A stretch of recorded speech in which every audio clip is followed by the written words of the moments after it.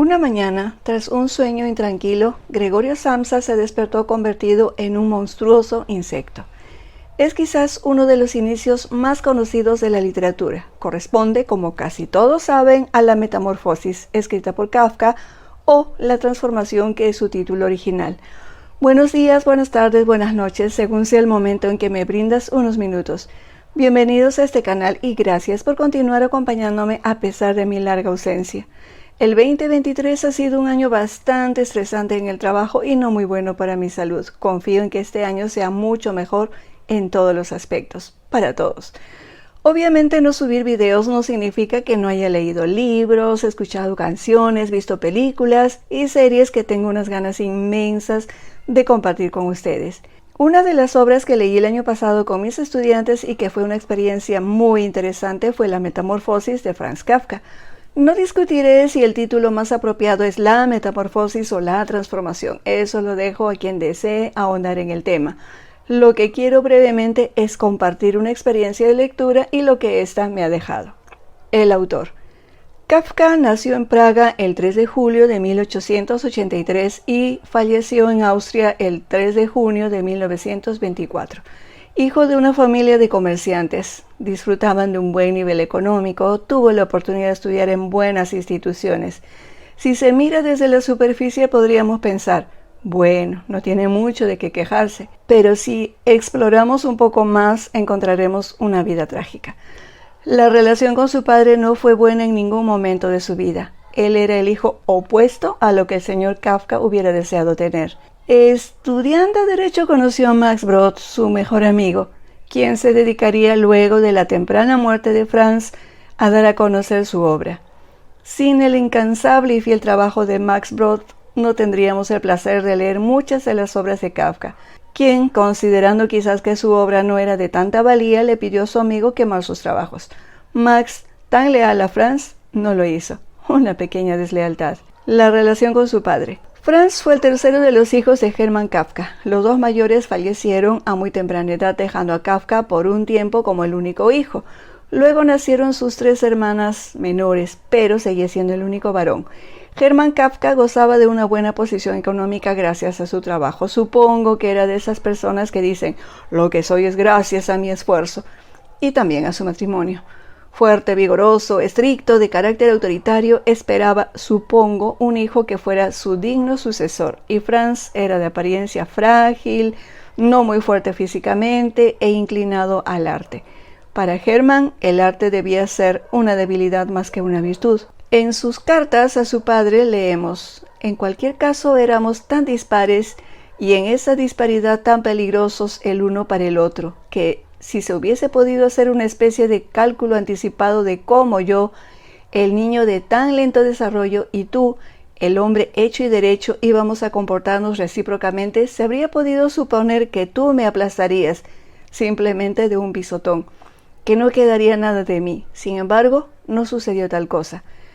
Lo que tiene vida no es predecible, pero quizás haya sucedido algo peor. Ese algo peor fue la tristeza, la inseguridad, la dificultad para manejar relaciones personales, la falta de autoestima. Se consideraba a sí mismo feo, monstruoso, detestable. No tengo la fuente para afirmarlo, pero imagino que algunos de esos adjetivos los escuchó de su padre siendo él aún pequeño. La distancia entre ambos era abismal. No se pudo tender un puente efectivo entre los dos y la madre, callada y ausente, dedicada al padre, no ayudó al acercamiento que Franz deseaba.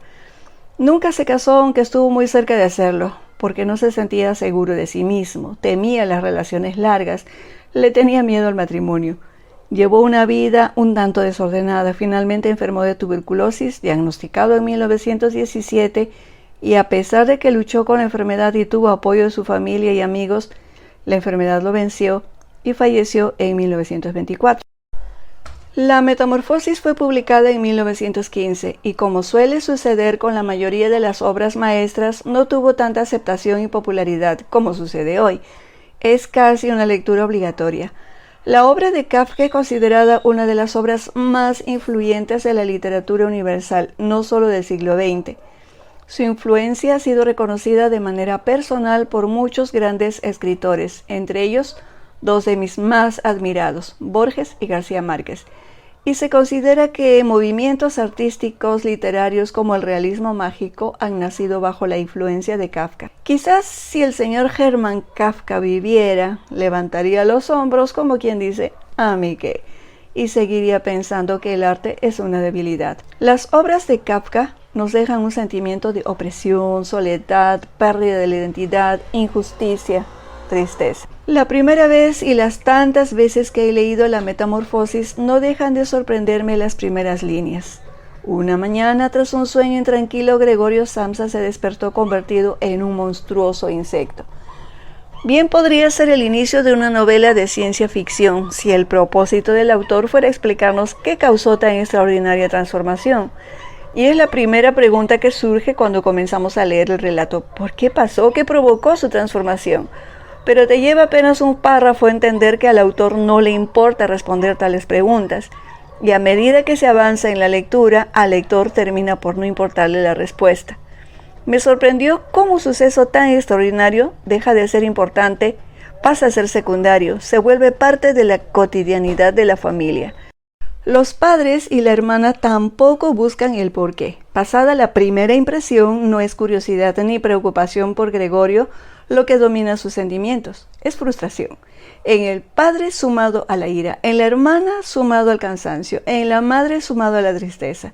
Y es quizás la madre uno de los personajes que menos me gusta, se la pasa llorando y desmayándose. Veamos brevemente la historia. Tenemos a Gregorio Samsa, un viajante de comercio de telas. Él era el único sostén económico de la familia. Trabajaba mucho, sin descanso, pues tenía la responsabilidad de, además de mantener a la familia, pagar las deudas del padre de un negocio venido a menos. Por ello, Gregorio, al despertar y descubrir que ahora es un insecto, el autor no nos dice qué tipo de insecto. Por la descripción podemos pensar que se trata de una cucaracha, un escarabajo o algo por el estilo, jamás de una mosca. Decía, al despertar y tomar conciencia de lo que ha sucedido se sorprende, pero ese sentimiento es rápidamente reemplazado por la preocupación al ver la hora. Se ha quedado dormido, debería estar abordando el tren a las 7 y son las 6:30. Si amanezco convertido en un bicho, al diablo el trabajo, la hora, lo que dirá el jefe. Pero Gregorio no tiene ya otro pensamiento. Su jefe se enojará con su tardanza, él es un trabajador modelo, trabaja más que ninguno. Quizás lo comprenda, le dirá que está enfermo. Sus padres también están preocupados por la misma razón, porque saben que él nunca sale tarde. Y llega el jefe, eso me sorprendió. Fue a su casa a ver por qué no había ido a trabajar, quizás no era tan malo. Mis jefes no sé si lo harían. El pobre Gregorio hace malabares para manejar su cuerpo y abrir la puerta para justificarse. El jefe al verlo sale espantado, ni su bastón se llevó. La madre, llanto y shock. El padre, cólera, amenazando con el bastón del apoderado. Obliga a Gregorio, que estaba feliz porque ya comenzaba a mover bien su nuevo cuerpo, a retornar a su habitación. La familia intenta acomodarse a la nueva situación generada involuntariamente por Gregorio. Sin embargo, la preocupación no es cómo ayudamos a Gregorio a volver a su estado normal. La preocupación y el enojo es porque al no trabajar Gregorio, ¿quién los va a mantener ahora? El padre y la madre están viejos y cansados para trabajar. La hermana es demasiado joven para hacerlo. Lo primero que nos enteramos es que el padre no estaba tan pobre como afirmaba, pues tenía dinero ahorrado a expensas de Gregorio. Gregorio asumió todos los gastos de la casa, servicios, empleada, que no sé para qué lo necesitaban si estaban los tres en la casa. Gregorio pensaba que el único dinero era el que él aportaba. La hermana, Grete, asume la responsabilidad de cuidarlo por propia iniciativa. Por ensayo y error va aprendiendo más o menos cómo tratarlo en cuanto a alimentación y comodidad. Gregorio intentaba comunicarse siquiera para agradecer, pero como ahora no tiene cuerdas vocales, lo único que consigue es emitir sonidos desagradables para los demás. Grete cumple con el deber que como hermana cree le corresponde. Al principio lo hace por amor, por lástima, pero poco a poco la responsabilidad se vuelve agotadora para una sola persona. Tampoco quiere ayuda. Finalmente se vuelve una responsabilidad insoportable. Termina por rechazarlo, por repudiarlo. En una de las ocasiones en que Gregorio se asoma fuera de la habitación, la madre, al verlo, se desmaya. Y el padre, para hacerle retroceder y castigar también su atrevimiento, le lanza unas manzanas, que es lo que tiene a la mano, y una de ellas se le queda incrustado en el caparazón y a la larga se pudre y le provoca una infección. Los padres y la hermana, obligados por la necesidad, aparte de reducir gastos, y esto me parece estupendo, cada uno decide buscar trabajo. El padre, que había dejado de trabajar hacía 5 años ya, se había vuelto lento y había engordado. Consigue trabajo como ordenanza. La madre, que tenía asma y que andaba tirándose en cualquier mueble, realiza trabajos de costura para un almacén. Grete, que tenía 17 años, consigue trabajo como dependiente en una tienda. Pobrecilla, hasta ese momento su vida era dormir, estudiar, tocar el violín, pasarla bien. Grete comienza a mostrar cada vez menos interés en el cuidado de su hermano, al punto de que ya no se fija si come o no. La habitación está sucia, cada vez más. La madre un día decide limpiar, con no muy buenos resultados. Grete se enoja porque la están reemplazando en sus deberes y decide no hacerse más cargo de Gregorio. Contratan una asistenta por horas. La pobre señora Samsa se tuvo que hacer cargo de algunas labores hogareñas. Pobre. Y fue bueno, porque finalmente se sintieron útiles y satisfechos de hacer algo para su bienestar. Además, deciden alquilar una habitación para tener más ingresos. No quieren mudarse a una casa más pequeña, más económica, porque ¿qué hacemos con Gregorio? La verdad es que no quieren dejar esa casa grande y bonita en un barrio que les da cierto estatus. En un inicio habían desocupado el cuarto de Gregorio pensando que los muebles le estorbaban, dejando solo uno detrás del cual solía esconderse cuando Grete entraba en la habitación, porque no quería someterle a la tortura de verle. Sin embargo, cuando Grete ya no se hace cargo de él y deciden alquilar una de las habitaciones, la habitación de Gregorio se convierte en el botadero de la casa. Es como si él ya no existiera. Poco a poco deja de ser Gregorio para convertirse en el bicho, el insecto que es un estorbo para la familia y nada más.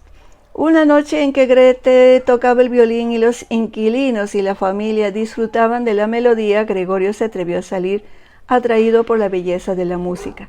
Uno de sus sueños había sido pagar las clases de violín para su hermana.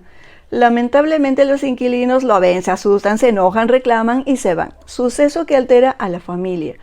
Y es Grete, quien sintió compasión por su hermano en un primer momento, ahora quien dice que deben librarse de ese monstruo, que ya no es su hermano. Hemos hecho todo lo humanamente posible por cuidarlo y soportarlo, y no creo que nadie pueda hacernos el menor reproche. ¿Cómo puede ser Gregorio? Si lo fuera, hacía ya tiempo hubiera comprendido que unos seres humanos no pueden vivir con semejante bicho, y se habría ido por su propia iniciativa. Mientras que así, este animal nos acosa. Gregorio a duras penas retorna a su habitación y esto me causa tristeza. Pensaba con emoción y cariño en los suyos. Estaba, si cabe, más convencido que su hermana de que tenía que desaparecer. Hacía días que no comía y la emoción de todo lo sucedido acaba con sus fuerzas. Todavía pudo vislumbrar el alba que despuntaba tras los cristales. Luego, a pesar suyo, dejó caer la cabeza y de su hocico surgió débilmente su último suspiro. Quien se dio cuenta fue la asistenta, que no le tenía ni miedo ni respeto, y luego de hincarle un buen rato llegó a la conclusión de que había estirado la pata. Se lo comunicó a la familia. Grete y la madre soltaron alguna lagrimita. Lo vieron tan delgado. La asistente se deshizo de él como basura. La familia suspiró aliviada y se fueron de paseo. Después de tanto sufrimiento, se lo merecían. Los padres, satisfechos, cayeron en cuenta de que Grete había crecido. Era una joven hermosa y casadera. Por cierto, despidieron al asistente. Este relato tiene tantas interpretaciones como lectores hay. Víctimas del sistema. ¿Realmente somos víctimas del sistema? Sí. ¿Todos? No creo. Pero los que somos de clase media para abajo, sí. Si hablamos del sistema laboral, por ejemplo, no formamos parte de él por elección, sino por necesidad, y somos piezas totalmente prescindibles. Más que un insecto, creo que somos un pequeño engranaje de la maquinaria. Si ese engranaje se rompe, falla de alguna forma, simplemente se reemplaza y la maquinaria sigue andando. En la pandemia, por ejemplo, profesores, médicos, etc., partieron a la eternidad, dejando un vacío en el corazón de los que los amamos. Pero no por ello el sistema se detuvo. Fueron reemplazados y en poco tiempo son pocos los que se acuerdan de ellos con cierta nostalgia. Y es triste ver que dejamos de lado a nuestra familia, amigos, a nosotros mismos por el trabajo, como si el mundo se detuviera si dejamos de trabajar. Trabajar no es malo, es una virtud, pero date un tiempo para ti y para los seres que amas. Por ejemplo, los que terminan su tiempo de servicio, al dejar de trabajar, se encuentran con una vida vacía porque no le dieron lugar a nada que no fuera su trabajo, y al igual que Gregorio, se van secando hasta quedar solo un cascarón. Disfrutemos de nuestro trabajo, pero sin perder nuestra humanidad en el camino. Una de las veces que tuve que ir al hospital, al seguro, necesité una radiografía porque había sufrido un accidente y el radiólogo, un joven profesional, me sorprendió por su buen trato. No tengo suerte con los médicos, la mayoría me trata como si fuera un bicho. Sin embargo, este radiólogo era muy amable, respetuoso, animoso, alegre, disfrutaba de su trabajo. Me llamó la atención gratamente. Después de unos 4 años, hace no mucho, volví a necesitar una radiografía y me atendió el mismo radiólogo. Y sentí pena al ver cómo había cambiado. Seguía siendo muy educado y responsable en el trabajo, pero había perdido mucho de esa animosidad, de esa alegría, y bastaron 4 palabras para entender cuánto lo había maltratado el sistema y había matado en él muchas cosas buenas. En la familia, sí, también dentro del entorno familiar nos convertimos en Gregorios Samsa. La enfermedad, la vejez, un accidente nos convierte en el bicho del que nadie quiere responsabilizarse. Ese bicho que es una carga para todos, ese bicho que era amado mientras era útil, mientras ayudaba, mientras proveía. Algunos como Grete asumen la responsabilidad y con el tiempo se cansan y preferirían que ese bicho desapareciera. Afortunadamente no ocurre en todos los casos. Conozco a muchas personas que asumen con amor y paciencia el cuidado de sus seres queridos. Soledad. La soledad es una constante en la vida de Gregorio. Mientras era humano, vivía entregado al trabajo. No tenía tiempo para tener amigos y para su familia solo era un proveedor. Al llegar cansado a casa, todos estaban dentro de su propio mundo. No había ese calor de hogar. Quizás por eso trabajaba tanto, porque sabía que era eso lo que lo hacía importante para su familia. Convertido en insecto, confinado a su habitación, recién tuvo tiempo de pensar en sí mismo y de asumir su soledad. Ahora que tenía tiempo para conversar, no podía hacerlo. Pensaba, pero no podía verbalizar sus pensamientos, sus sentimientos. Se fue encerrando en su mundo solitario porque no tenía otra opción. Es paradójico cómo Gregorio, el humano, no era sino una pieza sin identidad. No existía ni para él mismo. Sus pensamientos solo eran para su trabajo, las necesidades de su familia, pero no pensaba en él. Cuando se convirtió en insecto, en su interior fue más humano que nunca. Fue por fin Gregorio Samsa hasta su muerte. Este año se cumplen 100 años del fallecimiento de este extraordinario escritor y será motivo para conocer más a Franz Kafka y sus obras. Hasta el próximo video, que prometo será muy pronto.